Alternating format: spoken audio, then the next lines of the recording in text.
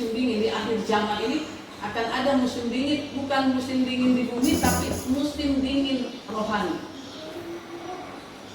Sering kan kita dengar malah bilang ini kayaknya saya rasa ini musim dingin gitu ya, musim dingin ya.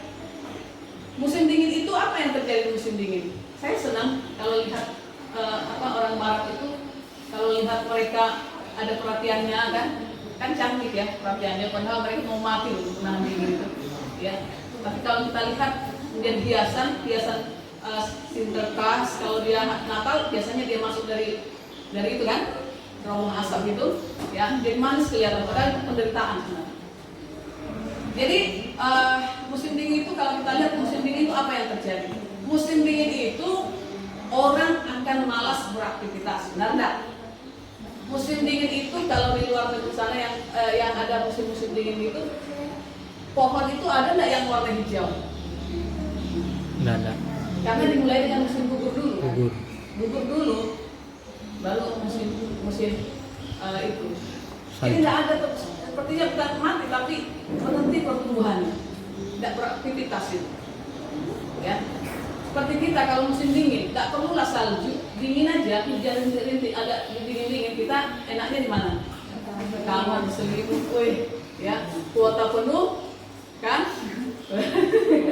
Selimut empuk, ya, bantal itu sesuatu pemandangan yang indah dan sesuatu yang diinginkan semua orang.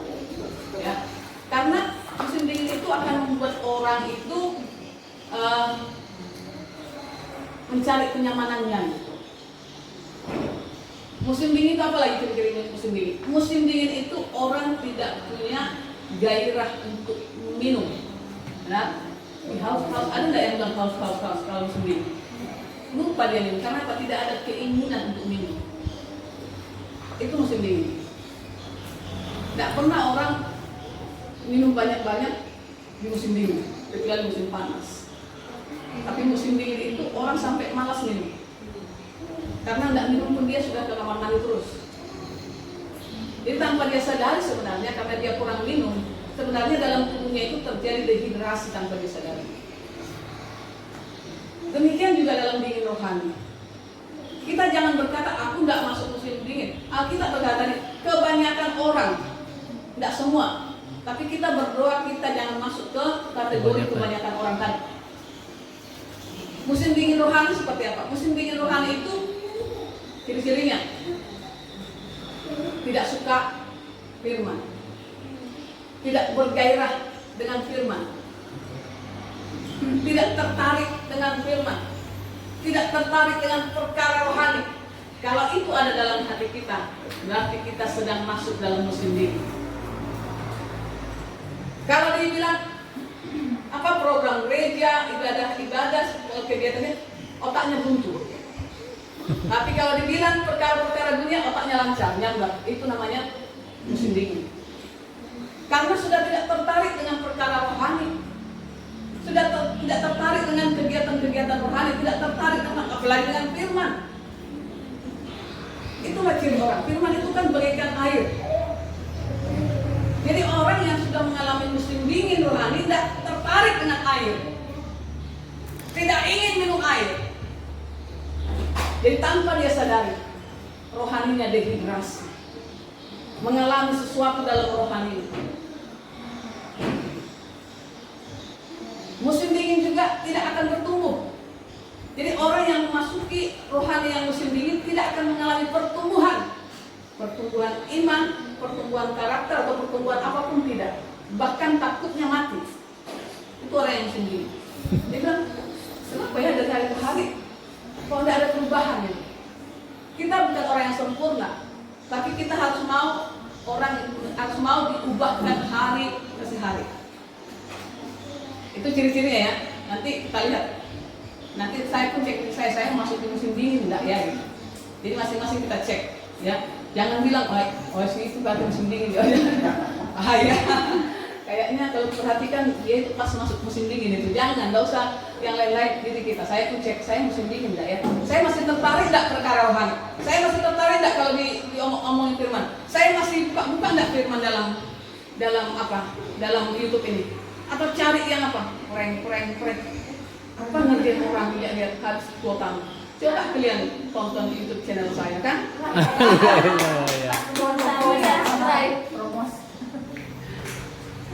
Iya.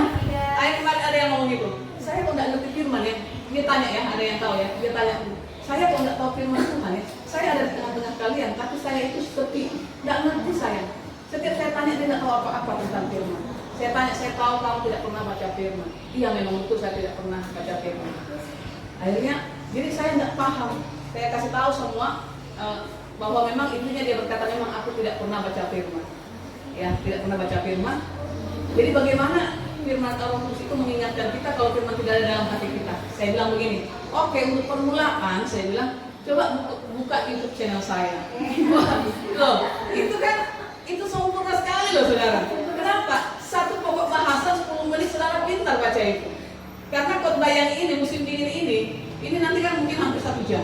Tapi nanti 3 hari lagi ini kan akan keluar di YouTube channel saya. 10 menit belajar. Karena lengkap dengan ayat-ayatnya dari kenapa musim dingin, ciri-ciri musim dingin, cara mengatasi musim dingin ada di situ. Dalam 10 menit saudara pintar. Saya bilang mana YouTube channelnya? Promosi, tidak apa-apa kan pekerjaan Tuhan. Jadi tidak apa-apa kan promosi ya. Jadi saudara musim dingin itulah yang terjadi. Jadi orang kalau sudah tidak tertarik, kalau bilang ibadah lagi ya, ketemu hari Rabu, Rabu ya. Kalau sudah begitu tuh, gitu, itu sudah musim dingin juga itu, ya. Jumat, itu musim dingin juga itu. Minggu, ya, Minggu bukannya siap-siap dia ini, tapi siap-siap dia untuk hal-hal yang lain, itu juga musim dingin. Tapi nanti ya nggak tahu jadi apa enggak, ada orang dari Jakarta nanti nggak tahu dia di sini apa enggak. Dia lihat saya loh kalau waktu di Jakarta kayak apa ya. Beda provinsi saya ibadah, nggak pernah saya terlambat, saya kayak pesta kalau datang ibadah itu. Nanti tanya, dia ada di sini nanti. Saya kesaksian saya tentang itu betul-betul 100% murni. Saya kalau ibadah itu pulang ibadah hari Minggu ya, pulang ibadah sampai di rumah sudah saya pilih baju untuk hari Minggu depan. Padahal saya tinggal di Bekasi ibadah di Sudirman, di Atma Jaya. Jangan sampai hari Minggu ibadah kita masih cari-cari baju kita.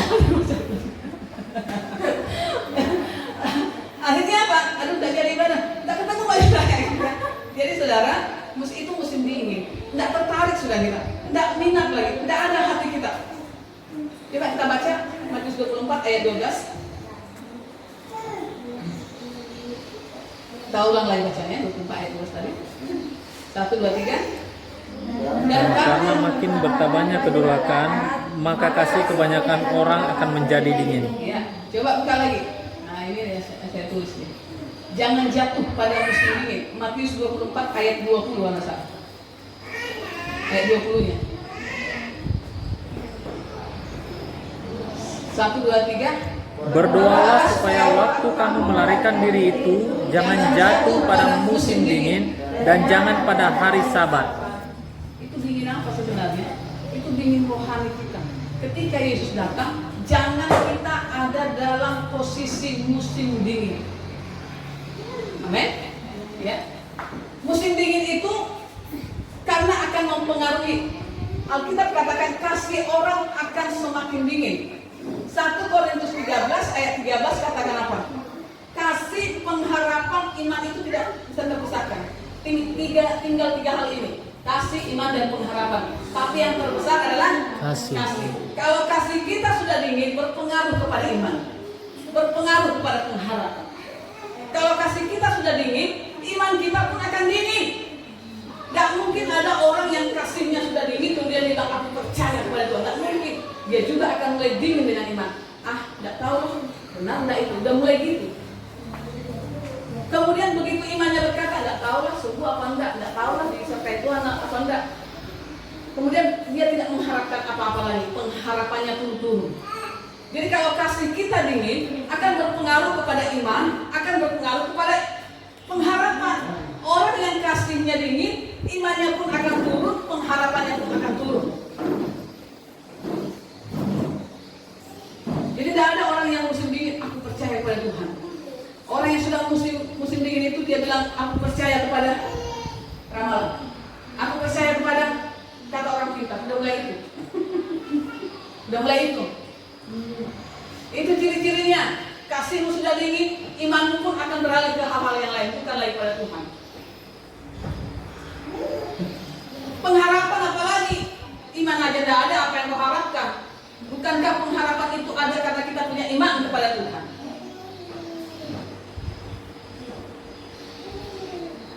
Saudara, coba lihat secangkir.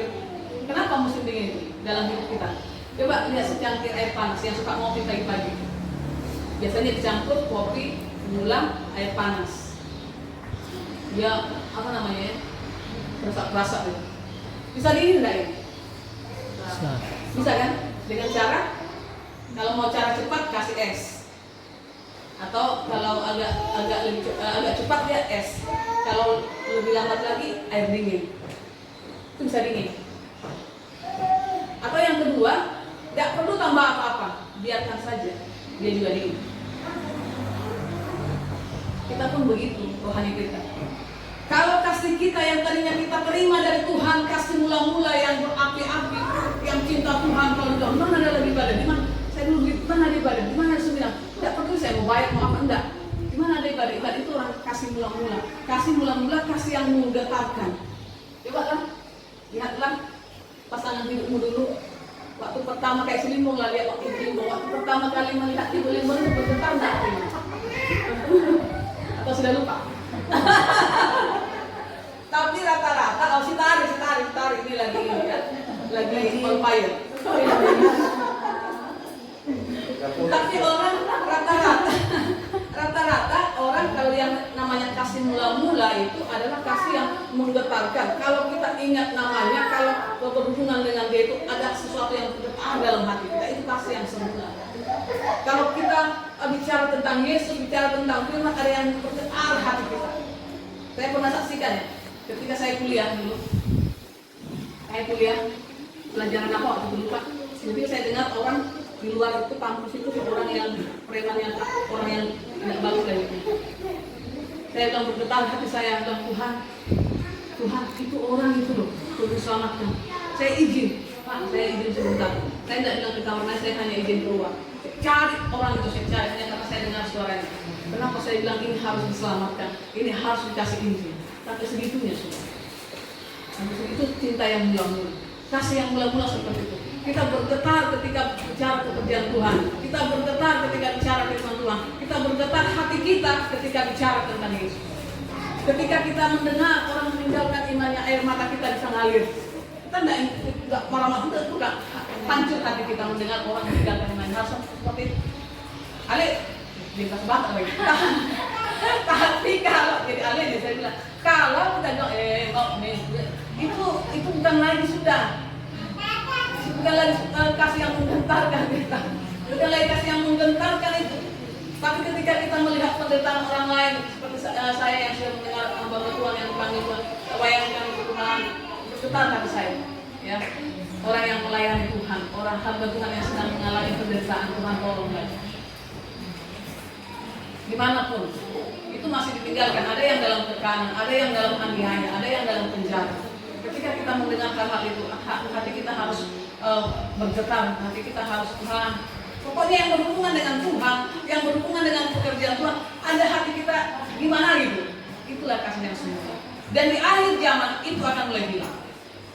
Kita dengar apa-apa, biarlah nasibnya udah jadi kayak gitu. Itu sudah hilang kasih yang semula itu. Jadi kembali ke air panas tadi. Kenapa kemudian air yang tadi panas-panas itu bisa dingin? Karena ditambahkan dengan air dingin atau es. Kita pun begitu. Kasih kita, kalau kita lakukan hal-hal yang jahat, hal-hal durhaka, ditambahkan hal-hal yang durhaka tadi, ya, karena bertambahnya kedurhakaan, maka kasih menjadi dingin.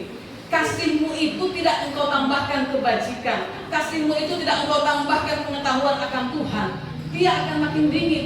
Tapi engkau tambahkan dengan yang berlawanan dengan kasih, dia yang akan menjadi dingin, saudara. Panas ditambah dingin, jadi dingin. Tapi kalau kita tadi yang sudah dipenuhi oleh kasih yang semula, kita tambahkan dengan pengenalan akan Tuhan, Tuhan, kita tambahkan dengan perkara-perkara rohani, dia akan terus panas. Tapi kalau kasih yang semula yang sudah kita terima waktu mengenal Tuhan Yesus, kita tambahkan dengan hal-hal perkara duniawi, kasihmu itu akan dingin. Paham ya? Paham ya? Jadi seperti air apa? Seperti air panas lagi dalam gelas. Dia itu menjadi dingin karena ditambahkan sesuatu yang berlawanan dengan panas itu sendiri. Coba kalau air panas ditambahkan air panas, dia akan tetap panas. Tapi kalau karena ditambahkan dengan zat atau sesuatu yang berlawanan dengan air panas itu, yaitu air dingin, dia menjadi dingin. Kita pun begitu. Kalau engkau tambahkan sesuatu yang bukan kasih dalam dirimu, maka kita akan menjadi dingin. Tapi coba kasihmu yang semula engkau tambahkan dengan kerajinan, engkau tambahkan dengan persekutuan, engkau tambahkan dengan ibadah, dia akan tetap panas. Nah, jadi kenapa kasih kita makin dingin? Karena kita sudah melakukan bukan lagi aktivitas rohani yang kita lakukan, kita sudah melakukan aktivitas duniawi gitu. Kehidupan duniawi yang sudah kita lakukan, itu yang membuat kasih kita dingin. Kita tambahkan dalam hidup kita. Atau mungkin kita biarkan, tidak dikasih ini, tidak dikasih apa-apa. Begitu dia percaya kepada Tuhan, ketika dia percaya kepada Tuhan Yesus, menerima kasih yang semula, dia tidak kasih firman, dia tidak apa-apa, tidak dibiarkan, itu juga bisa menjadi dingin. Tidak pernah ibadah, tidak pernah ini, pokoknya itu akan menjadi dingin. Itulah yang membuat rohani kita dingin. Seperti ini, rumah tangga. Efesus 5 ayat 22 katakan, hubungan Kristus dengan jemaat itu seperti hubungan suami dan istri. Benar nggak coba? Efesus 5.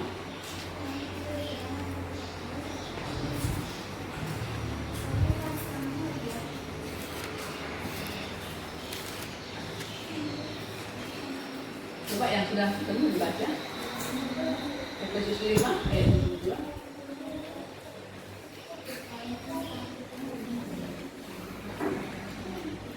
Coba baca Efesus 5 ayat 22.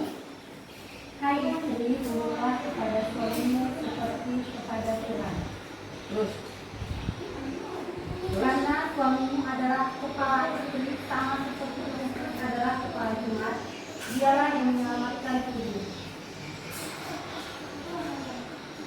Karena suami adalah kepala istri, sama seperti Kristus adalah kepala jemaat, dialah yang menyelamatkan tubuh. Karena itu sebagai jemaat, sama seperti Kristus adalah kepala jemaat.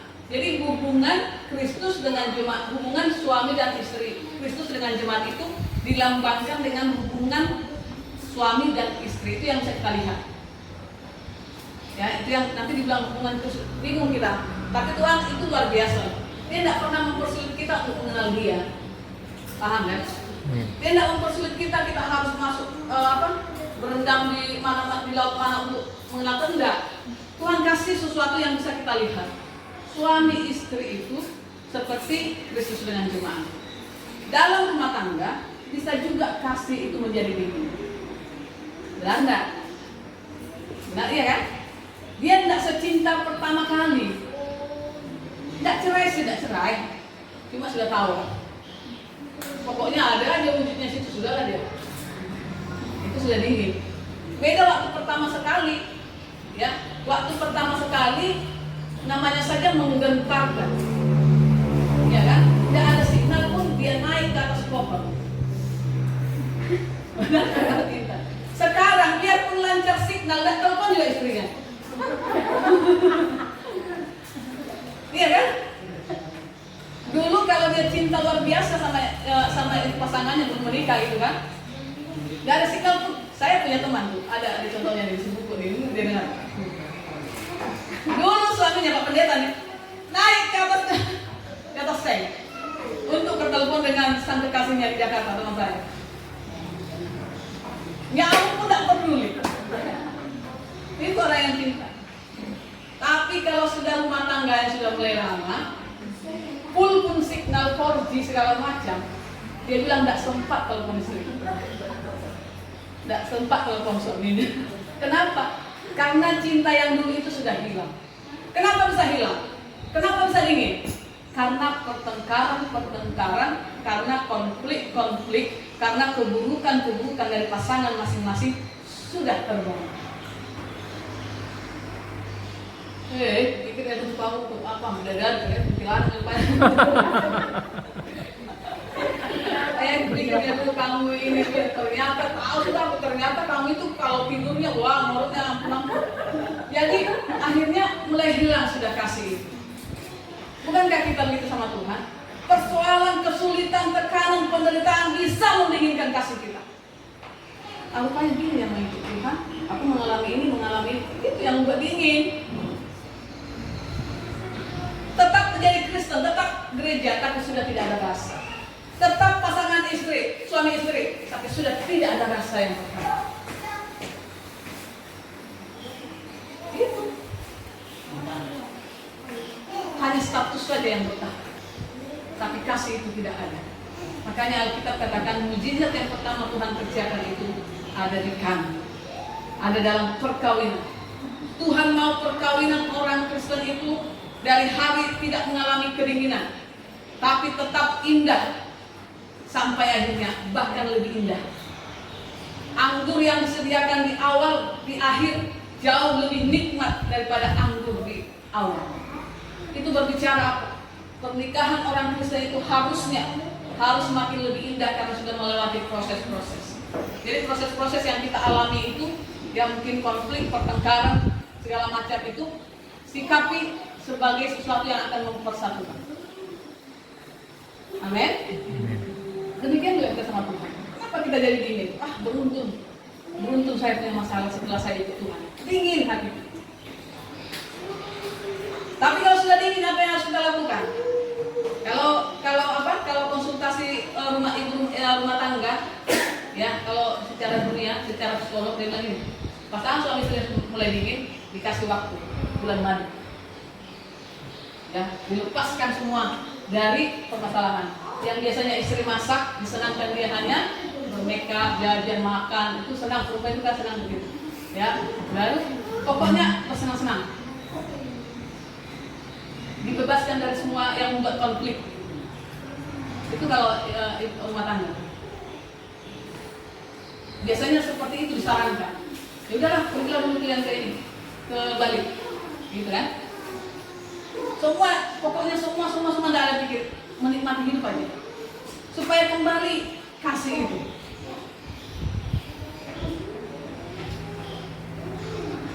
Tapi kalau rumah tangga yang sudah dingin, tidak dikendalikan, tidak diatasi, itu akan menjadi hancur, saudara.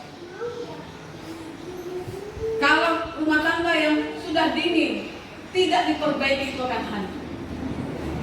Seperti yang saya katakan tadi, harus ada hal-hal yang mengatasi kita. Sama seperti orang yang mengalami musim dingin, ketika dia tahu musim dingin, apa yang dilakukan? Dia nyalakan perapian. Ya, makanya di orang barat itu tidak ada rumah yang tidak ada perapian. Ada perapian. Walaupun nanti ada yang modern gitu, tapi tetap itu ada.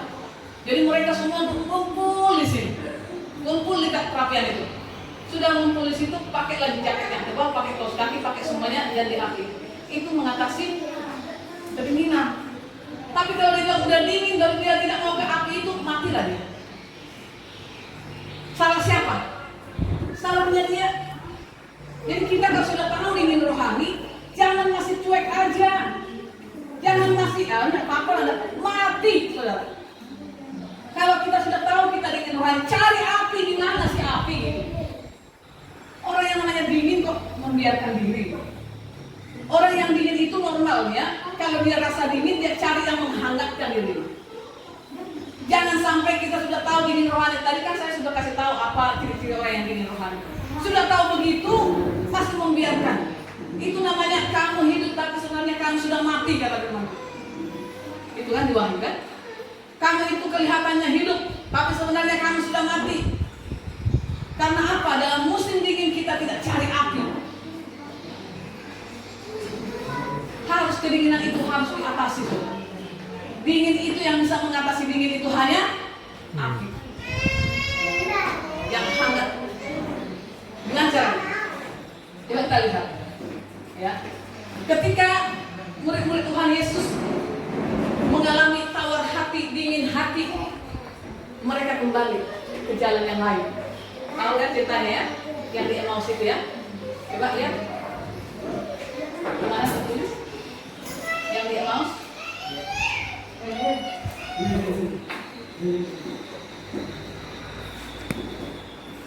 Coba Lukas 24 ayat 32. Lukas 24 ayat 32. Lukas 24 ayat 32.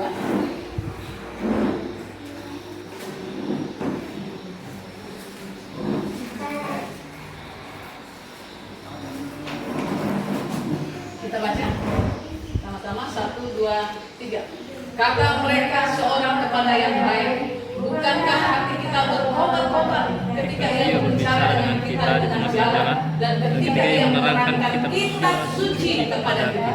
Nah, berkobar-kobar itu apa? Air kayak berkobar-kobar. Yang biasa berkobar apa? Api, panas.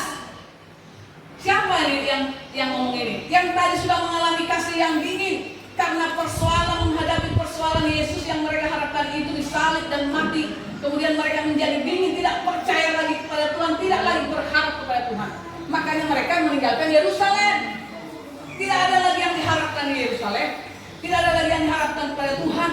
Dingin kasihnya, dingin pengharapannya, dingin imannya.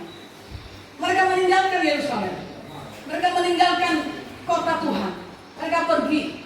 Tapi begitu ketemu di jalan dengan seseorang yang berbicara tentang firman Tuhan, berbicara tentang firman Tuhan, mereka berkata, bukankah ketika tadi orang itu ngomong firman kepada kita, bukankah hati kita berkobar-kobar? Iya kan? Jadi yang membuat kembali hati kita yang dingin ini berkobar-kobar, kasih hatimu, dekatkan dirimu kepada firman Tuhan. Amin. Tidak ada cara lain. Tidak ada cara lain, saudara. Kita boleh bersorak-sorak, tapi cek hati. Yang membuat kita berapi-api, seperti yang saya bilang tadi. Orang yang sudah tahu dingin cari api, itu orang dunia aja tahu. Tapi kita yang sudah tahu dingin rohani baru tidak cari firman Tuhan, kamu bodoh. Dan memang kamu mau mati. Orang yang kedinginan dingin, ada api dia tidak mau. Orang bilang, oh udah mau mati kamu, kan gitu. Kita pun begitu, sudah mengalami dingin rohani. Ketika dengar firman tidak mau, ketika ada yang tidak mau, dia bilang, bodoh kamu, mau mati kamu. Benar enggak? Keras ya. Tapi memang begitu lah. Ini juga begitu. Bukan lagi, sudah tahu hatinya tawar, dia pergi. Dia pergi. Tapi begitu Tuhan kasih tahu firman dia, berkobar-kobar kembali hati. Berkobar-kobar, dia langsung putar balik 180 derajat, kembali lagi ke Yerusalem. Amin. Gitu. Di musim dingin itu tidak bisa kita ini. Kita tidak boleh kalau tolak musim dingin, tidak bisa juga. Tapi caranya kamu dekat dengan api. Mau musim dingin seperti apapun, kita akan tetap hangat. Amin. Kan saya bersyukur saya jadi YouTuber ini sudah. Itu berpemula. Kenapa? Di otak saya itu firman terus. Ini saya ngomong, pokoknya konten terus di otak saya. Firman Tuhan apa lagi, firman Tuhan apa lagi, firman Tuhan apa lagi. Akhirnya otak saya, pikiran saya, kuota saya full semua untuk firman Tuhan. Karena itu sekali dua hari. Saya tidak sulit bikin firman ini, karena itu sudah hidup saya 20 tahun. Tapi yang sulit saya editnya. Karena semua yang saya ucapkan itu saya tulis, jadi orang bisa baca nih, sambil belajar. Bukan hanya ngomong saya tulis. Dan untuk memunculkan ayatnya, menghilangkan ayatnya itu ada aplikasinya sudah. Tidak gampang. Saya sudah bilang, satu video saya bisa edit 5 hari. Dulu yang pertama. Kan sekarang sudah ada 5 video saya.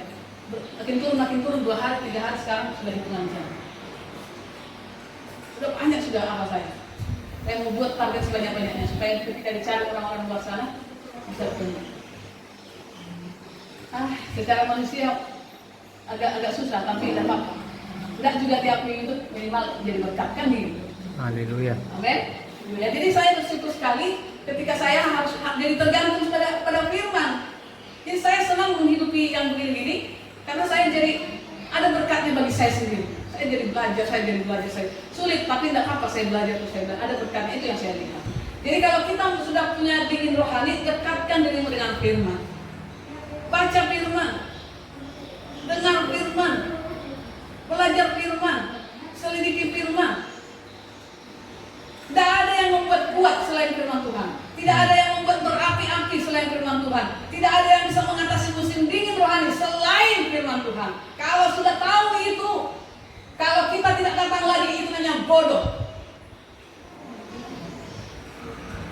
Di jalan ya, itu kan memang itu kan bodoh kan? Nah, kita katakan garis bodoh. 5 garis bodoh, 5 garis bijaksana. Jadi bodoh itu bahasa Alkitab juga untuk yang benar-benar tidak mau hidup dalam Tuhan. Apalagi yang membuat kita panas? Itu firman. Yang kedua, Roh Kudus. Ketika di loteng Yerusalem mereka berdoa, yang turun itu apa? Roh Kudus. Dalam bentuk lidah-lidah api.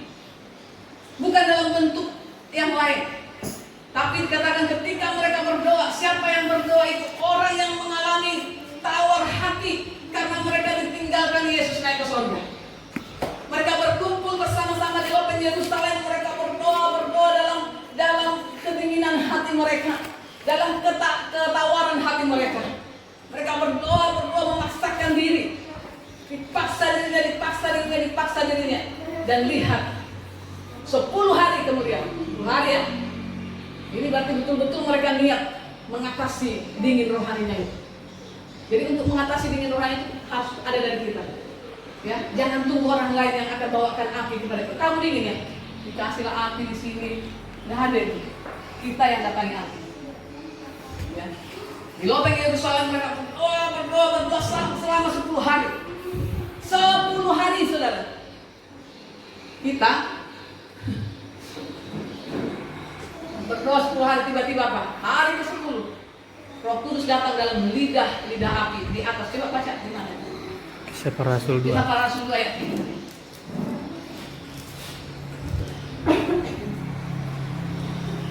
Kisah Para Rasul 2 ayat 3. Kita baca sama-sama.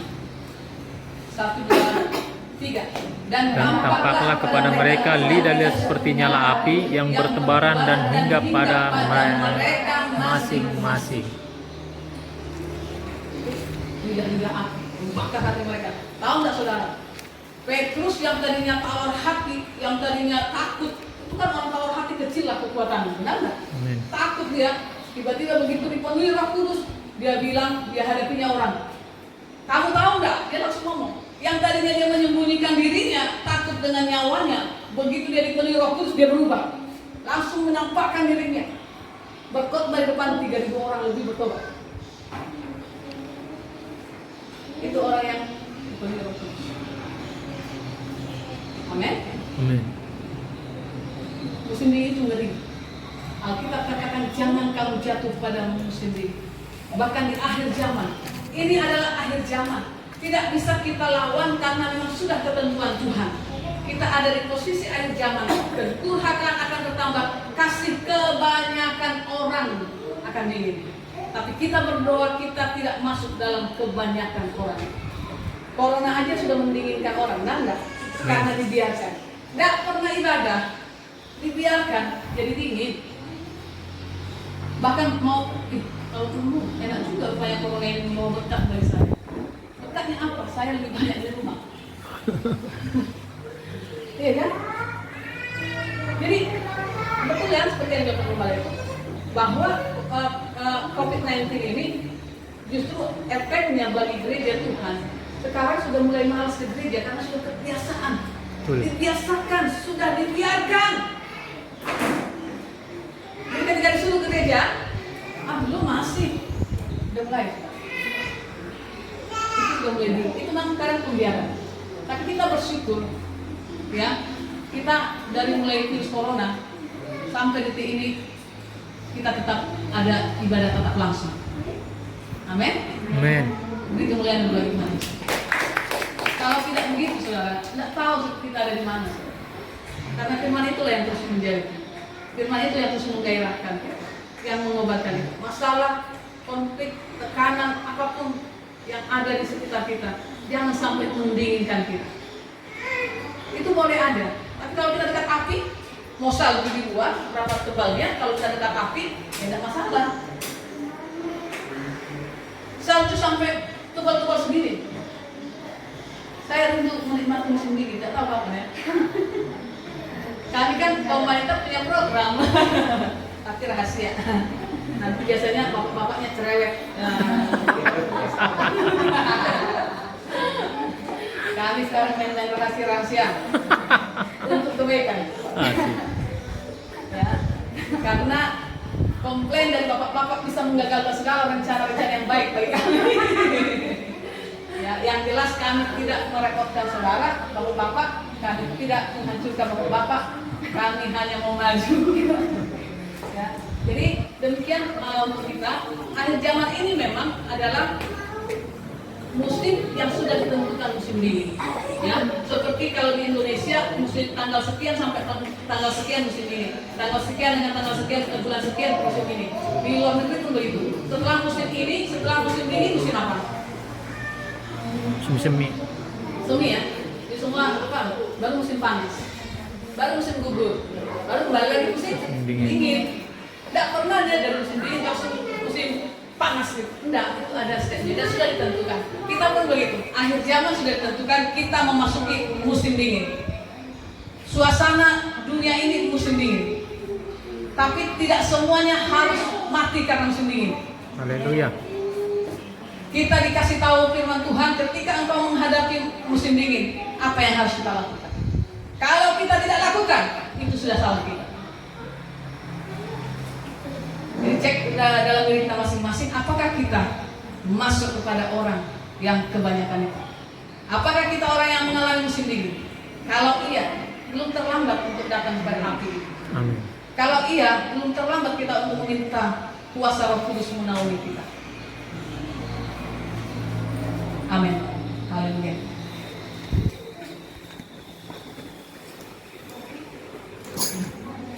Kita berikan pujiannya.